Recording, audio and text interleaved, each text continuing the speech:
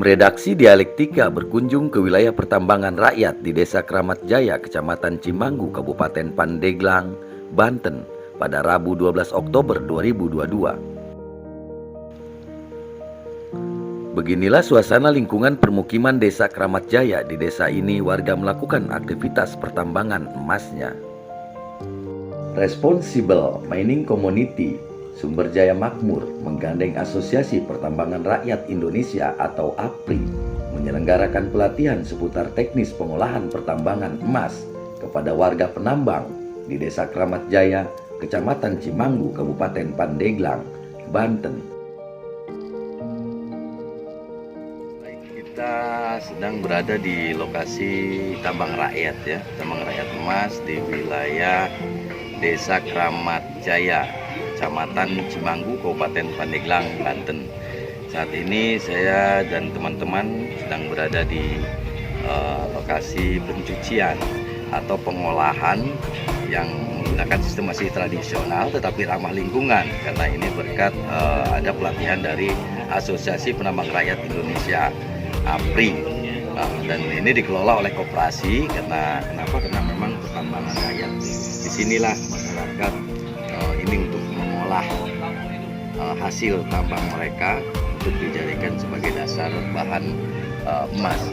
Ini alat untuk pengolahan tambang emas dari masyarakat Desa Kramat Jaya.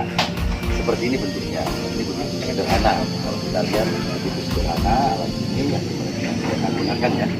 Nah, kebetulan ini kita tidak operasi karena pas kita mau tadi mencoba kepada masyarakat tapi mati lampu, jadi tidak bisa dihidupkan. Jadi salah satu isu yang ada di pertambangan rakyat ini kan selalu masalah lingkungan. Salah satunya yang jadi concern negara itu adalah penggunaan merkuri. Nah, merkuri itu memang punya dampak atau bahaya untuk kesehatan manusia. Nah, sehingga pemerintah punya keinginan untuk menghilangkan penggunaan merkuri di tambang rakyat. Nah, cuman pemerintah memang kurang kurang kesempatan untuk melatih masyarakat supaya tidak menggunakan merkuri. Jadi sejauh ini hanya melarang, tapi belum melakukan pelatihan. Nah, padahal di dalam undang-undang tentang Minamata itu pemerintah punya kewajiban untuk membuat pelatihan. Nah, sehingga APRI ini membantu pemerintah untuk membuat pelatihan kepada masyarakat supaya ada alternatif teknologi yang tidak menggunakan merkuri. Nah, kebetulan kita sudah ada teknologi yang ramah lingkungan yang tidak menggunakan merkuri maupun cyanida dan punya efektivitas yang tidak kalah dengan merkuri maupun cyanida dan harganya sedikit lebih murah begitu. Jadi hanya memang masyarakat perlu diajarkan, karena prosedurnya itu kalau salah mungkin efektivitasnya akan berkurang. Itu kira-kira yang kita lakukan saat ini untuk pelatihan ramah lingkungan. Kalau dari data ke APRI, ini anggota APRI ya Pak ya? Udah masuk anggota APRI. Dan menurut APRI ada berapa penambang rakyat di Kecamatan Cimanggu nih Pak? Kalau kelompok atau individu? Kalau kelompok sekarang baru terbentuk satu kelompok. Namanya RMC Koperasi Sumber Jaya Makmur. Anggotanya yang sudah aktif itu sekitar 700. Tapi saya punya estimasi di sini itu sekitar 3.000-an penambang sebenarnya. Tapi memang belum semuanya tergerak untuk. Nah, ini makanya perlu ada sosialisasi dan kegiatan-kegiatan yang kita kembangkan supaya semakin banyak yang bergabung. Karena ini sangat penting untuk ekonomi masyarakat kira-kira. APRI akan mengurus perizinan, ikut membantu atau gimana Pak? Karena ini juga ada persoalan katanya izinnya belum resmi. Jadi gini, APRI itu ya ketika penambang mau terorganisir itu namanya APRI.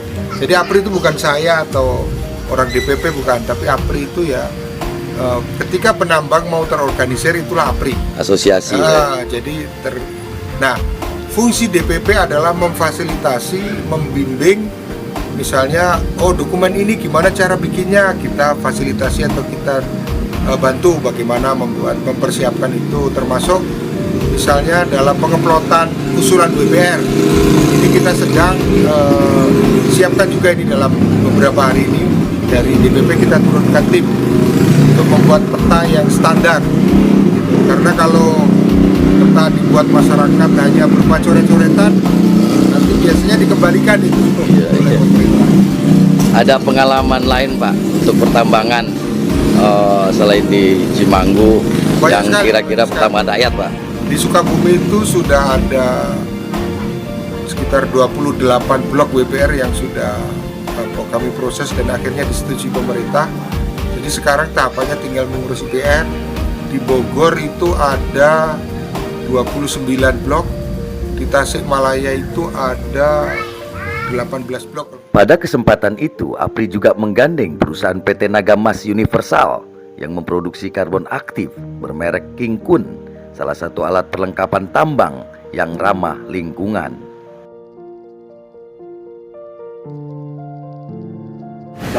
Nah, Pak Edison ini dari King Kun ya. King Kun. Perusahaan kita PT Nagamas Universal, produk kita namanya King Kun. Inilah produknya, Super Activated Carbon. Karbon super aktif. Produk dalam negeri 100% buatan Indonesia. Jadi selama ini produk karbon super aktif ini rata-rata 99,9%. Nggak ada produk dalam negeri yang dipakai, produk luar negeri. Kita tidak sebutkan namanya, tapi semua, bahkan dalam pemakaian pengolahan limbah air juga sama, menggunakan produk impor. Karena Indonesia punya super karbon aktif tidak sampai selevel itu. Maka dengan itu PT Nagamas Universal telah melakukan R&D, Research and Development selama 3 tahun. Akhirnya kita menemukan formula dengan teknologi tinggi, suhu reaktor, kita menghasilkan super karbon aktivasi yang dengan sekelas bahkan mengalahkan produk impor sekarang. Telah teruji oleh APRI, di lab APRI, dan telah teruji di lab Sukovindo SNI dengan tingkat iodin 1175, sekian. Jadi karbon aktif ini adalah salah satu kebanggaan kita karena produk dalam negeri kita bisa menghemat devisa negara tanpa impor dari luar, dan juga kita mempekerjakan orang kita sendiri. Visi misi kita adalah satu, cinta produk Indonesia. Dan untuk keunggulannya, karbon aktif kita mempunyai 3 penyerapan: makropor, mesopor, micropor. Rata-rata karbon aktif yang beredar, mereka hanya menyerap bagian atas dan bagian sisi. Kehebatan karbon aktif buatan Nagamas Universal ini adalah mereka menyerap sampai dalam, micropore. Maka dengan itu otomatis proses pengolahan menjadi gampang dan cepat waktunya, tidak menghabiskan banyak waktu. Ini pengolahan untuk logam apa saja ini? Segala jenis logam. Cuma rata-rata pemakaian buat emas, perak, tembaga, rhodium, bisa platinum, palladium. Cuma ya, tapi tidak hanya berkembang di sisi itu ya, kita juga bisa merambah ke ranah pengolahan limbah. Contohnya air aqua yang diminum semua tanpa karbon tidak akan ada air kemasan. Semua menggunakan karbon. Karbon ini adalah unsur yang paling penting dalam kehidupan. Karena apa? Semua industri memakai karbon, termasuk industri obat-obatan. Kalau kita sakit perut, kita minum norit. Norit itu adalah karbon. Banyak lagi merambah ke dunia elektronik, semua memakai karbon juga.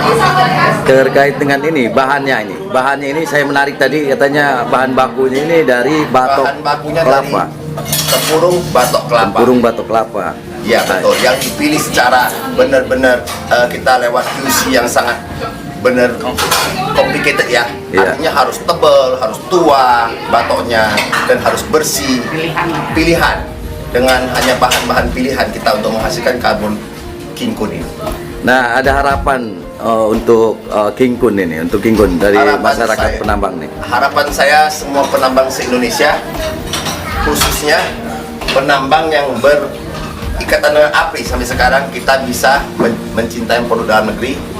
Kita hanya memakai produk dalam negeri. Kenapa enggak? Harga lebih murah. Dari tingkat harga, rata-rata produk impor di harga 1.300.000 sampai 1,5, bahkan 1.700.000. Tetapi dengan harga karbon King Kun buatan lokal, kita menjual dengan harga 960.000 untuk per sak 25 kilo. 25 kilo. Otomatis kita sudah menghemat sekitar 25% ya, lebih kurang ya. Iya. Nah, begitulah visi misi kita. Siap. Terima kasih Pak Edison. Terima kasih kembali. Salam penambang.